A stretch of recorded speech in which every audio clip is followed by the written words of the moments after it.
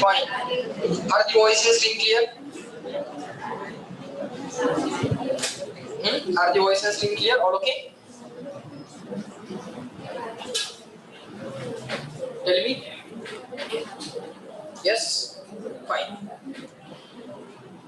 So, is this question clear to all of you? Reply me one more time. Is this question clear to all of you? Yes? Okay. Fine. Now let us solve one more question. असा similar question 47 आहे का जरा तुम्ही check करा काय विचारले बघा 47 मध्ये आणि तुम्ही जरा ट्राय करा क्वेश्चनला सॉल्व करायसाठी. Fine. Now let us solve one more question that is कुठला सॉल्व करायचा होता आपण? हा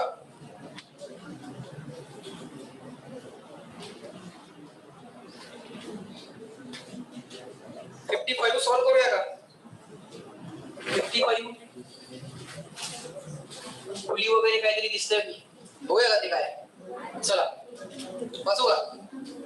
लक्ष द्या 55 तर भरपूर डेटा दिलाय ना शेजारी लिहिता आला पाहिजे आपल्याला काय काय दिले जरा बघूयात समजून घ्यायचा प्रयत्न करूयात काय केले या नक्की लोकांनी बघूयात.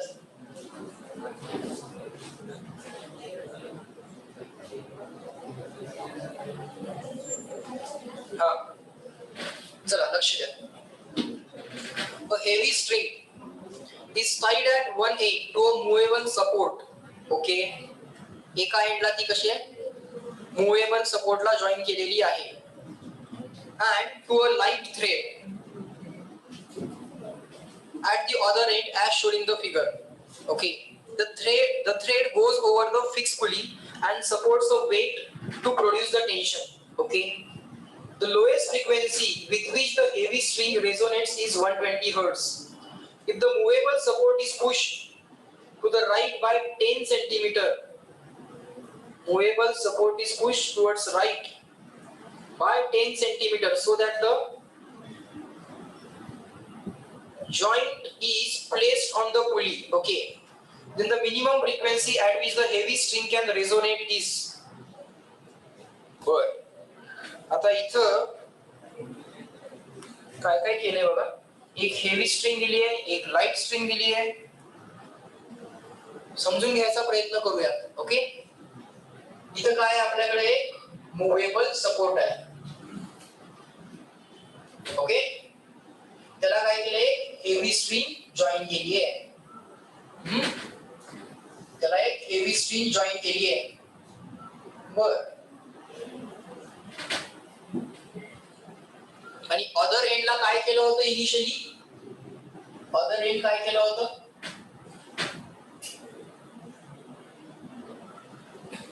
एक मिनिट जरा वाचतो परत एकदा.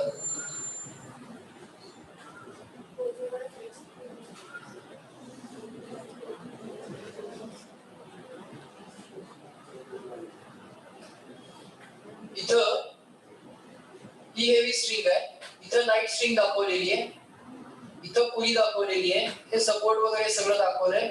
इथे एक वेट आहे that weight will be equal to tension तेवढं आम्हाला समजतंय. ओके आधी जी काय फ्रिक्वेन्सी दिली होती ती किती होती व्हायब्रेशनची initial frequency of the vibration of the heavy string किती होती 120 हर्ट्ज. ओके त्यावेळी स्ट्रिंग मधलं टेन्शन किती होतं टी एवढंच होतं. त्यावेळी स्ट्रिंग मधलं टेन्शन किती होतं टी एवढं होतं असं आपण म्हणूयात किंवा डब्ल्यू एवढं होतं बरोबर. आता याच्या पुढे काय केलंय तर याच्या पुढे 10 सेंटीमीटरनी ती पुली काय केली आहे लेफ्ट साइडला ओढली आहे. पुली नाही हा रिजिड सपोर्ट 10 सेंटीमीटरनं लेफ्टला ओढलाय आणि त्यानंतर ही डायग्राम तयार झाली. इथं 10 सेंटीमीटर नंतर लिहिलेला आहे. बर okay then the minimum frequency at which the heavy string now resonates is. आता नवीन फ्रिक्वेन्सी काय असेल असं त्यांनी विचारलेलं आहे. हेवी स्ट्रिंग इथं आहे ना बर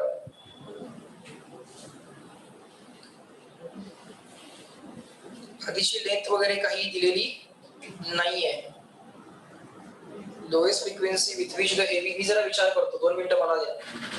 तुम्ही जरा विचार करा क्वेश्चन पण जरा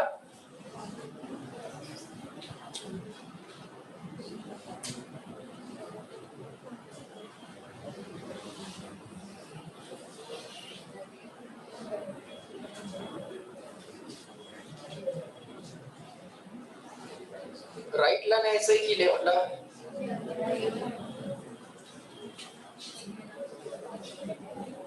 राईटला न्यायचंय. तेच म्हटलं हे इनिशियल. ओके, फायनली हे असं असणार. नीट लक्ष द्या, ही लेंथ एल आहे. Okay, he heavy string end is joint is exactly on the pulley असं पण म्हटलेलं आहे. ओके, सो त्यांना असं काहीतरी म्हणायचं आहे. समजून घ्या क्वेश्चन, चांगला क्वेश्चन, लक्ष द्या. हा मुव्हेबल सपोर्ट आहे. आधी इथं होता, नंतर मूव्ह करून आता इथं आणलाय. आता आणत नाहीये. बर, आता फ्रिक्वेन्सी काय होईल असा प्रश्न आहे ना. अजून पण टेन्शन किती आहे? अजून पण टेन्शन किती आहे? टीच आहे. लोएस्ट फ्रिक्वेन्सी म्हणजे कुठली frequency? Fundamental, first overtone, second overtone, third overtone? Fundamental. Okay, आता पहिल्यांदा परत एकदा क्वेश्चन समजून घेऊयात आणि सॉल्व्ह करूयात. क्वेश्चन असा आहे, इनिशियली अशी सिच्युएशन होती ज्यात स्ट्रिंग जी काय हेवी स्ट्रिंग जी काय होती ती व्हायब्रेट होत होती with the lowest possible frequency as 120 hertz. अजून ह्याच्यापेक्षा हायर पण पॉसिबल असू शकते. म्हणजे याचा फंडामेंटल मोड जर घेतला तर तो 120 हर्ट्झ आहे. Okay, fine. Now the support is move towards right, लेफ्टला नाही राइटला बाय 10 सेंटीमीटर. काय होईल मग? ही लाईट स्ट्रिंग सगळी पुलीवरनं खाली जाईल आणि हा जो काय जॉइंट आहे तो एक्झॅक्टली पुलीवरती, असं ते म्हटलेलं आहे. बरोबर, फाइन. सो आता विचार काय करायचा आहे, नंतरची फ्रिक्वेन्सी काय हा विचार करायचा. त्यासाठी थॉट सिंपल एवढा आपण अप्लाय करायचा. लोएस्ट फ्रिक्वेन्सी म्हणजे फंडामेंटल. इथं सांगा हे एंड फिक्स आहे ना, हे एंड काय आहे? फिक्स आहे. हे एंड जर फिक्स असेल तर हे एंड काय आहे? इथं लाईट स्ट्रिंग आहे आणि इथं हेवी स्ट्रिंग आहे. डेन्सर मीडियम आहे काय? नाही. हे कसं आहे? रेअर. म्हणजे इथं काय मिळणार? Anti node. इथं काय मिळणार? नोड. म्हणजे हे असं व्हायब्रेट झालेलं असतं. मग V/2L की V/4L? V अपॉन या स्ट्रिंगची लेंथ V/4L. कळलं? ओके, एवढं तर आम्हाला समजलं. आता झालंय काय? हा जॉइंट गेला इथं, कळतंय का? हा जॉइंट गेला इथं. आता इथं अँटीनोड होतं. अँटीनोड होणं पॉसिबल आहे का? इथं अँटीनोड तयार होणं पॉसिबल आहे का? नाही. इथं काय मिळणार? नोड. इथं काय मिळणार? Node. String fixed at both ends. Length तीच आहे अजून पण, हेवी स्ट्रिंगचीच लेंथ. आता काय लिहिशील? V/2L.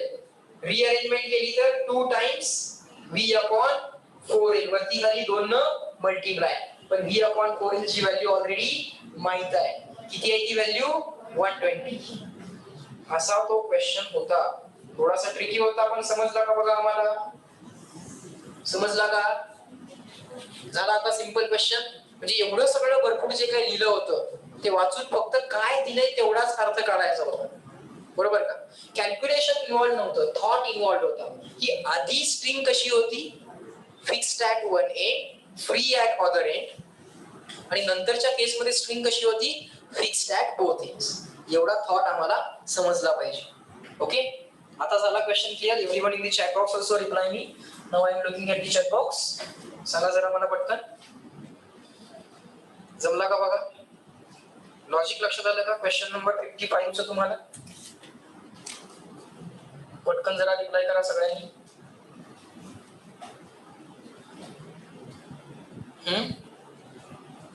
झाला क्वेश्चन?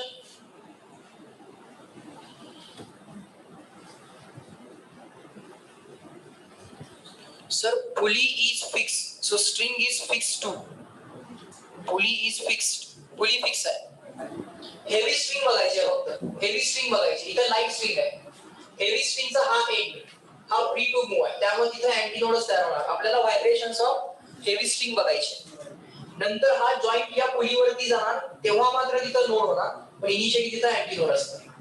पुली फिक्स आहे. बरोबर आहे, पुली फिक्स आहे. असू दे.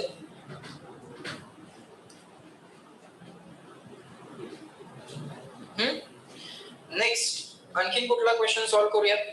पर त्याआधी पहिलं पेज उघडा स्टार्टिंगचं सगळ्यात. टॉपिक कुठे चालू झाला होता ते पेज ओपन करा.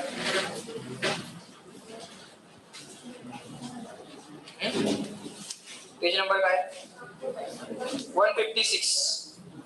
156 मध्ये काय काय सांगितलं होतं मी तुम्हाला? क्लासिफिकेशन ऑफ वेव्ह सांगितलं होतं का?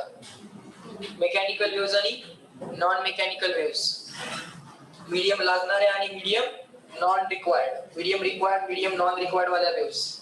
त्यानंतर काय काय शिकवलं होतं? ट्रान्सव्हर्स वेव्हज म्हणजे काय, लॉन्जिट्युडनल म्हणजे काय, आठवतंय का? त्यानंतर 1 डायमेन्शनल, 2 डायमेन्शनल आणि 3 डायमेन्शनल वेव्ह म्हणजे काय, वेव्ह ट्रेन म्हणजे काय, वेव्ह पल्स म्हणजे काय, आठवतंय का?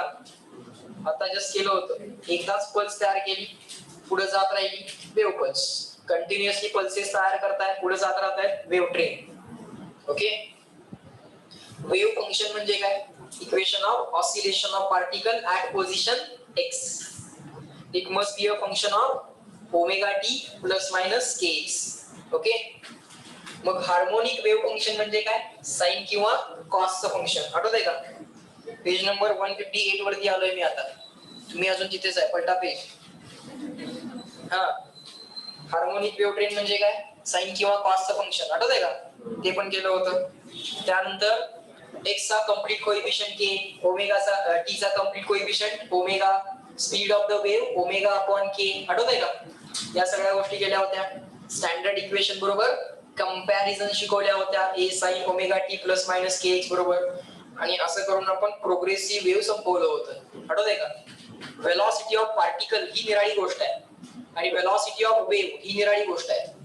वेलॉसिटी ऑफ पार्टिकल ती काय असणार आहे, plus minus omega into root of a square minus x square, where x is a displacement from mean position. पण आता डिस्प्लेसमेंट फ्रॉम मीन पोझिशन आपण एक्स न दाखवत नाही, वेव्हची कशाने दाखवतो, वाय ने दाखवतो, बरोबर? वेव्हची वेलॉसिटी कॉन्स्टंट असेल, पण पार्टिकलची वेलॉसिटी मीनला मॅक्सिमम, एक्स्ट्रीमला 0, मीनला मॅक्सिमम, एक्स्ट्रीमला 0, असं सगळं आहे ना. सो पार्टिकल वेलॉसिटी आणि वेव्ह वेलॉसिटी मधलं रिलेशन पण आपण काढलं होतं. ओके. पेज नंबर 160 वरती आलोय मी आता. बरेच सॉल्ट एक्झाम्पल होते, ते त्यातले सॉल्ट एक्झाम्पल आपण काढले होते, सॉल्व केले होते. त्याच्यामध्ये वेव्ह जर पुढे गेली थोड्या वेळाने तर नवीन इक्वेशन काय बनेल वगैरे अशा टाइपचे क्वेश्चन्स केले होते. ओके. त्यानंतर सगळे सॉल्ट एक्झाम्पल झाल्यानंतर पुढे या. Velocity of transverse wave on the string, directly तिथंच आहे, सगळे सॉल्ट एक्झाम्पल तिथं संपतात. त्यानंतर परत थेरी चालू होते. तिथं v equal to root T by m हा फॉर्म्युला पहिल्यांदा शिकलो, आठवतंय का? पेज नंबर 164 वरती v equal to root T by m वरचे सॉल्ट एक्झाम्पल्स केले सगळे, त्याचे सगळे व्हेरिएशन्स बघून घेतले. त्यानंतर ते सॉल्ट एक्झाम्पल सांगतायत पेज नंबर 167 वरती. त्यानंतर एनर्जी कॅल्क्युलेशन शिकवले, आठवतंय का? एनर्जी कॅल्क्युलेशन मध्ये एनर्जी पर युनिट लेंथ पाहिजे असेल तर मासला फक्त रिप्लेस करायला सांगितलंय. काय सांगितलंय? मास पर युनिट लेंथ. ऍव्हरेज केई असेल तर 1/4, ऍव्हरेज पीई असेल तर 1/4. पुढचं म्यू ओमेगा स्क्वेअर ए स्क्वेअर राहणारच आहे प्रत्येक ठिकाणी. फक्त ऍव्हरेज टोटल एनर्जी विचारलं तर 1/2. ऍव्हरेज केई, ऍव्हरेज पीई 1/4, 1/4 आणि ऍव्हरेज टीई केलं तर 1/2. एवढाच फॉर्म्युल्यामध्ये चेंज आहे. मग एकदा एनर्जी मिळाली तर rate of transmission of energy, म्हणजे एकदा डीई बाय डीएक्स काढलं होतं आपण, म्हणजे एनर्जी पर युनिट लेंथ काढली होती. एनर्जी पर युनिट टाइम काढली. कशी काढली? एनर्जी डीई बाय डीटी पाहिजे आहे, डीई बाय डीटी पाहिजे असेल तर डीएक्स डीएक्स ची काय केली होती, ऍडजस्टमेंट. मग इक्वेशन मध्ये वेलॉसिटी यायला सुरुवात झाली, आठवतंय का? Rate of transmission of energy मिळाला. Rate of transmission of energy मिळाल्यानंतर आपण पॉवर मिळाली असं म्हटलं. एकदा का पॉवर मिळाली की परत पुढं इंटेन्सिटी पण काढता येते. इंटेन्सिटीला दोन पद्धतीने डिफाइन करता येतं, energy per unit area per unit time आणि पॉवर पर युनिट एरिया. एक काहीतरी म्हणा, energy per unit area per unit time, पण एनर्जी पर युनिट टाइम म्हणजेच पॉवर असते. पॉवर पर युनिट एरिया असं पण म्हणता येतं. फक्त ऐकत चला, आज घरी जाऊन एकदा फक्त ते वाचलं तर तुम्हाला सकाळी आता मी जे काय बोललोय ते सगळं परत एकदा रिवाइज होऊन जाईल, म्हणजे टेस्टला काही अडचण येणार नाही. ओके. ते सगळे एनर्जीचे फॉर्म्युले आपण बघितले होते, एकदा रिव्ह्यू करून घ्या. फॉर्म्युले परत आता डिराईव्ह करणार त्या पॉईंट केले ऑलरेडी डिराईव्ह. त्यानंतर इंटरफरन्स शिकवला होता. कन्स्ट्रक्टिव्ह इंटरफरन्स साठी फेज डिफरन्स काय पाहिजे? कन्स्ट्रक्टिव्ह इंटरफरन्स साठी phase difference between two waves काय पाहिजे? इव्हन मल्टिपल ऑफ पाय पाहिजे. आठवतंय का? इव्हन मल्टिपल ऑफ पाय. डिस्ट्रक्टिव्ह इंटरफरन्स साठी म्हणजे आउट ऑफ फेज साठी फेज डिफरन्स काय पाहिजे? ऑड मल्टिपल ऑफ पाय. जसं फेज डिफरन्सचं लॉजिक असतं तसं पाथ डिफरन्सचं पण लॉजिक लावता येतं ना. तसं काय करता येतं? पाथ डिफरन्सचं पण लॉजिक लावता येतं. म्हणजे काय? नीट लक्ष द्या. कन्स्ट्रक्टिव्ह इंटरफरन्स साठी फेज डिफरन्स काय पाहिजे? इव्हन मल्टिपल ऑफ पाय पाहिजे. ओके. 2 पाय एवढा अँगल म्हणजे किती वेव्ह? लॅम्डा एवढी वेव्ह. मग पाय एवढा अँगल किंवा पाय एवढी फेज म्हणजे किती पाथ? Lambda by 2. 2 पाय एवढी फेज, 2 पाय एवढी फेज, 0 पासून 2 पाय एवढी फेज म्हणजे किती पाथ? लॅम्डा. जे 2 पायला लॅम्डा असेल तर पायला किती असेल पाथ? लॅम्डा बाय 2 असेल. मग जसं फेज डिफरन्सचं लॉजिक तुम्ही शिकलेला आहात तसं काही लोक पाथ डिफरन्सचं पण लॉजिक लिहितात. काय? कन्स्ट्रक्टिव्ह इंटरफरन्स साठी दोन वेव्हचा फेज डिफरन्स जसा इव्हन मल्टिपल ऑफ पाय पाहिजे तसा पाथ डिफरन्स काय पाहिजे? इव्हन मल्टिपल ऑफ पायच्या ऐवजी काय लिहिशील बाळ? Lambda by 2. एवढंच. कळतंय का? कळतंय का? हे सुद्धा लक्षात ठेवा. डिस्ट्रक्टिव्ह इंटरफरन्स साठी फेज डिफरन्स काय सांगितलंय दोन वेव्हज मधला? ऑड मल्टिपल ऑफ पाय. मग तसं पाथ डिफरन्स काय पाहिजे दोन वेव्हज मधला? बोला. पाथ डिफरन्स किती पाहिजे? ऑड मल्टिपल ऑफ पायच्या ऐवजी काय लिहिशील? Lambda by 2. कारण फेज ऑफ 2 पाय म्हणजे पाथ ऑफ लॅम्डा. बरोबर का? फेज ऑफ 2 पाय म्हणजे पाथ ऑफ लॅम्डा किंवा time period of capital T. तसं फेज ऑफ पाय म्हणजे पाथ ऑफ लॅम्डा बाय 2 किंवा टाइम ऑफ टी बाय 2. असंही करता येतं. सगळे रिलेशन लावता येतात. ओके. अशा टाइपचे क्वेश्चन्स सुद्धा मे बी एक्झाम मध्ये येऊ शकतील. ओके. थोडीशी हिंट दिलीये, मुद्दामच थोडीशी हिंट दिलीये कारण जे क्वेश्चन अडतील टेस्ट मध्ये ते परत आपण नंतर डिस्कस करू शकतोय. पण आता थोडंसं तुम्ही तुमचा ब्रेन वापरायचा आहे. प्रत्येक क्वेश्चन ऑलरेडी डिस्कस असा टेस्ट मध्ये असणार नाही आणि अपेक्षा पण तशी करू नये. बरोबर ना? सगळंच कसं डिस्कस असतं. त्यानंतर इंटरफरन्स डिफ्रॅक्शन बघितलं होतं. Intensity I max upon I mean. आठवतंय का? रेशो शिकवला होता इंटेन्सिटीचा. आर मॅक्स अपॉन आर मीन. अँप्लिट्यूडचा रेशो शिकवला होता. आठवतंय का? त्या सगळ्या गोष्टी. त्यानंतरचा एक पॉइंट फक्त मी बाजूला ठेवला होता. कुठला? Reflection and transmission in the wave. Reflection and transmission in the wave. Okay. आता तो पॉइंट आपण कव्हर करूया. मी तुम्हाला सांगितलं होतं की थोडासा आपण परत एकदा एक छोटीशी रिव्हिजन केल्यानंतर हा पॉइंट कव्हर करूया. आता किती वेळ आहे आपल्याकडे? 15 मिनिट आहे. Okay. So reflection and transmission of wave समजून घेऊया. छोटासा पॉइंट आहे. जेवढा होईल तेवढा समजून घेऊया. बाकीचा सोडूया. बाकीचा टेस्ट झाल्यानंतर बघू.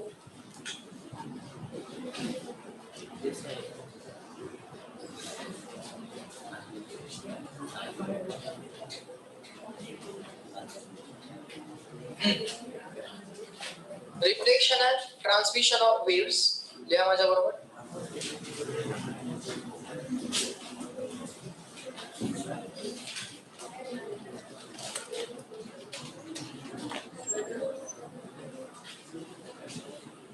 Okay, right here. Reflection and transmission of waves. Reflection and transmission of waves. काय आहे बघूया. Reflection and transmission of waves. Okay. दोन स्ट्रिंग घेऊयात. एक जरा जास्त डेन्स आहे आणि दुसऱ्या स्ट्रिंगची डेन्सिटी कमी आहे. व्यवस्थित काढूया. थांबा जरा.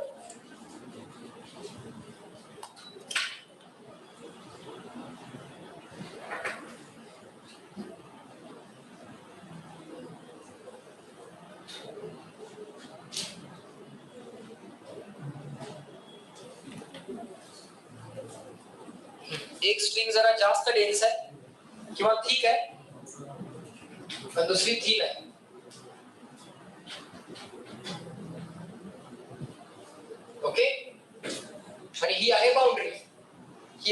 Be between two medium. पहिल्या स्ट्रिंगचं मास पर युनिट लेंथ μ1, दुसऱ्या स्ट्रिंगचं मास पर युनिट लेंथ μ2. इथं म्हणतोय ना मी μ1 इज मोर दॅन μ2. सो μ1 हे डेन्सर मीडियम आहे आणि μ2 हे बाळांनो रेअरर मीडियम आहे. μ2 कसा आहे? रेअरर मीडियम आहे. ओके, माहित आहे तुम्हाला क्रेस्टचा ट्रफ मिळेल, ट्रफचा क्रेस्ट मिळेल, क्रेस्टचा क्रेस्टच मिळेल आणि ट्रफचा ट्रफ मिळेल. रिफ्लेक्शनचा विचार केला तर सगळ्यात पहिल्यांदा स्टडी करूया रिफ्लेक्शनचा. कशात स्टडी करूया? रिफ्लेक्शनचा.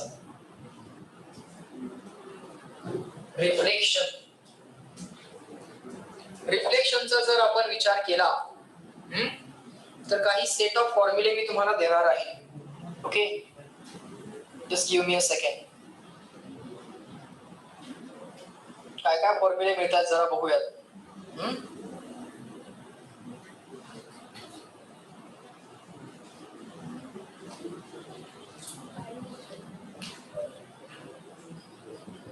पहिल्यांदा फॉर्म्युला लिहून घेऊयात. Amplitude of reflected wave. सगळे फॉर्म्युले आपण सगळे समजून घेऊ परत. इथे एक इन्सिडेंट वेव्ह असेल, इथनं वेव्ह काय होणार? बाउंड्रीला वेव्ह रिफ्लेक्ट होणार आहे. मग एम्प्लिट्यूड ऑफ रिफ्लेक्टेड वेव्ह आता मी तुम्हाला सांगतोय इज इक्वल टू असं लिहायचं Z1 minus Z2 upon Z1 plus Z2 into amplitude of incident wave into amplitude of incident wave. Z काय आहे नंतर बघू. पहिल्यांदा फॉर्म्युला लिहा. फॉर्म्युला लक्षात ठेवायला लक्षात ठेवणं महत्वाचं आहे, कारण हे सगळं तुम्ही समजून जरी घेतलं तरी शेवटी तुम्हाला फॉर्म्युला लक्षात ठेवावा लागणारच आहे. सो सगळ्यात पहिल्यांदा फॉर्म्युला लक्षात ठेवूया आणि मग समजून घेऊन तो Z1 काय आहे, Z2 काय आहे तो रिप्लेस करू. This is called as amplitude of reflected wave. Fine, that's it. Next, amplitude of transmitted wave. Yes, wave transmit पण होते. जो क्रेस्ट आला तो क्रेस्ट म्हणून पुढे पण जातो. आता रिफ्लेक्शन फ्रॉम रेअरर मीडियम आहे, त्यामुळे क्रेस्टचा काय मिळणार आहे? क्रेस्टच मिळणार आहे, बरोबर का? क्रेस्टचा काय मिळेल? क्रेस्टच मिळेल ना. रिफ्लेक्शन फ्रॉम काय आहे? रेअरर आहे. ओके, पुढे लिहा. ट्रान्समिशनचा विचार करा. ट्रान्समिशनचा विचार केला तर amplitude of transmitted wave AT is equal to amplitude of transmitted wave AT is equal to, सगळ्यांनी लक्ष द्या, ऑनलाईन वाले पण लक्ष द्या. Amplitude of transmitted wave is equal to 2 times Z1 divided by 2 times Z1 divided by Z1 plus Z2 into amplitude of incident wave. I stands for amplitude of incident wave, T stands for amplitude of transmitted wave, R stands for amplitude of reflected wave. बर, Z1 Z2 काय एवढंच माहित नाही, otherwise formula. पण formula आपण derive करायचा नाहीये, पुस्तकामध्ये पण ते डिराइव्ह करण्यामध्ये टाइमपास त्यांनी केलेला नाहीये, करू नका तुम्ही पण. ओके, कारण तेवढं डिराइव्ह जरी केलं तरी डेरिव्हेशन लक्षात ठेवण्यामध्ये काय पॉईंट नाहीये, कारण तेवढा वेळ नसतो परीक्षेमध्ये. ओके, सो दोन फॉर्म्युले तर मिळाले आम्हाला. लक्षात राहतील फॉर्म्युले. दोन्हीकडे Z1 upon Z1 plus Z2 आहे, Z1 प्लस Z2 आहेच. इथे Z1 मायनस Z2 आहे न्यूमरेटर मध्ये, इथे 2 टाइम्स Z1 आहे. आता राहिला प्रश्न काय? Z काय असेल? Z म्हणजे काय असेल? तर या स्ट्रिंग मध्ये असणारा टेन्शन T आहे. या दोन्ही स्ट्रिंग सिरीज मध्ये आहेत. सो दोन्ही मध्ये पण टेन्शन बाळगणं Tच असेल. T1 T2 म्हणायची काय गरज नाही. दोन्ही मध्ये टेन्शन काय असेल? Tच असेल. T1 T2 म्हणायची काय गरज नाही, दोघं सिरीज मध्येच आहेत. फाइन. आता हा Z जो असतो, how to replace Z? Z is equal to under root mu into T असतो. Z is equal to under root काय असतो म्हणा? म्यू इंटू T असतो. ओके, मग Z1 कसा रिप्लेस करायचा? Z1 is equal to under root μ1 T1 असा replace करायचा. Z2 is equal to under root μ2 T2 असा रिप्लेस करायचा. पण सर टेन्शन तर सेम आहे ना, मग बा μ1 इंटू T असं लिही आणि μ2 इंटू T असं लिही. That's it. सो या टाइपचे क्वेश्चन सुटले बघा. आता amplitude of incident wave is 10 centimetre. What is the amplitude of reflected wave? Amplitude of incident wave दिलेला आहे, एम्प्लिट्यूड ऑफ रिफ्लेक्टेड वेव्ह विचारलाय. पहिल्याचं मास पर युनिट लेंथ दिलेलं असतंय, दुसऱ्याचं मास पर युनिट लेंथ दिलेलं असतंय. दोन्ही मध्ये टेन्शन सेम आहे. रेशो घेतल्यामुळे हे टेन्शन रूट टी आणि इथले रूट टी काय होत आहेत? कॅन्सल होत आहेत. झेड ला कशाने रिप्लेस करणार? Z1 ला म्यू1 इंटू टी, Z2 ला म्यू2 इंटू टी, अंडर रूट म्यू1 टी, अंडर रूट म्यू2 टी, अंडर रूट म्यू1 टी, अंडर रूट म्यू2 टी. सगळे रूट टी काय होतील? कॅन्सल. म्यू1 आणि म्यू2 चं रिलेशन दिलेलं असते. सुटला क्वेश्चन? एवढं समजलं? That's it.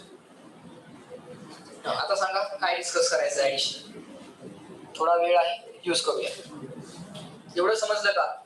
Amplitude of reflected wave सगळ्यांना काढता येईल आता? Amplitude of reflected wave chat box मध्ये सांगा online. Amplitude of reflected wave मुलांना तुम्हाला काढता येईल का?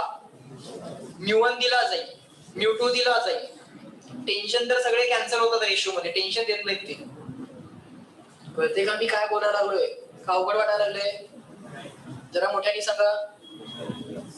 समजलं का? Yes no? हा. So amplitude of reflected wave हे आम्हाला काढता येते. एम्प्लिट्यूड ऑफ ट्रान्समिटेड वेव्ह काढता येईल का आम्हाला? करता येईल ना? जर हे करता येत असेल तर हे पण येईलच की. ओके, बर.